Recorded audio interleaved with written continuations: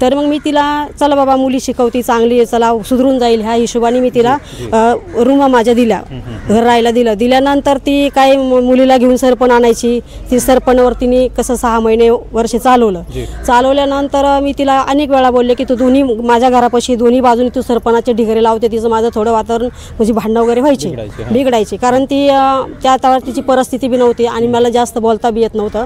त्यानंतर त्या पोरीला दिवस गेले, सुनीता आंधळेला दिवस गेले माझ्याच घरात, संस्था खोलली माझ्याच घरात.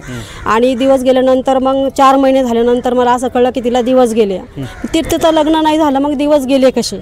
म्हणजे लग्न न होता दिवस गेलेले होते का? हो. समोरचा व्यक्ती कोण होता काय सांगता? नाही मला एवढं सांगता येणार नाही. मग नंतर मला एका महाराजांचा फोन आला, ज्या महाराजांनी तिला माझ्या घरात ठेवली त्याचा मला फोन आला की ताई तुमच्या घरात मला धोका झाला. म्हटलं काय झालं? म्हणे सुनीता आंधळे लग्न करते. म्हटलं कोणाशी? म्हणजे तेव्हा तिचं नाव ढाकणे होतं, सुनीता ढाकणे नाव होतं तिचं माहेरचं. तर ती लग्न करते. म्हटलं कोणासंग? तर ती म्हणे ते काय त्याचं नाव अभिमन्यू आंधळे त्याच्यासोबत. म्हटलं चांगली गोष्ट आहे लग्न करते.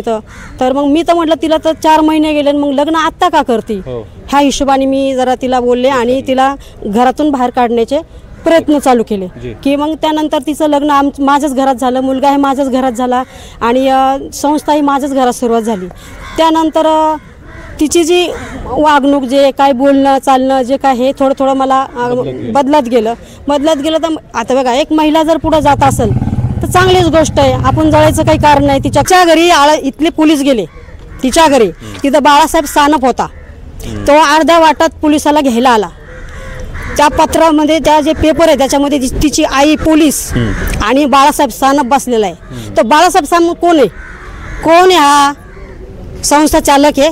माझ्या घरात ती 1.5 ते 2 वर्ष होती तेव्हा बाळासाहेब सानप मला कधी दिसला नाही तिथं.